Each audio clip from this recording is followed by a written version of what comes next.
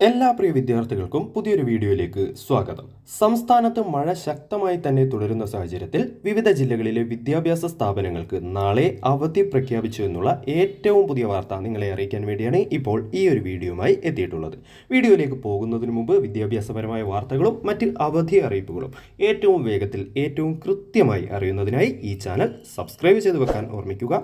ഈ വീഡിയോ നിങ്ങൾക്ക് ഉപകാരപ്രദമാണെങ്കിൽ മടിക്കാതെ ലൈക്ക് ചെയ്യുക, നിങ്ങളുടെ സുഹൃത്തുക്കളിലേക്ക് കൂടെ ഷെയർ ചെയ്ത് കൊടുക്കുക ഓർമ്മിക്കുക. അപ്പോൾ സംസ്ഥാനത്ത് കഴിഞ്ഞ കുറച്ചു ദിവസങ്ങളായി കനത്ത മഴ തുടരുകയാണ്. വിവിധ ജില്ലകളിൽ ചുവപ്പ്, ഓറഞ്ച് അലർട്ടുകൾ നിലവിലുണ്ട്. ഈ ഒരു സാഹചര്യത്തിൽ കണ്ണൂർ ജില്ലയിലെ എല്ലാ വിദ്യാഭ്യാസ സ്ഥാപനങ്ങൾക്കുമാണ് നാളെ മെയ് 30 വെള്ളിയാഴ്ച ജില്ലാ കളക്ടർ അവധി പ്രഖ്യാപിച്ചിരിക്കുന്നത്.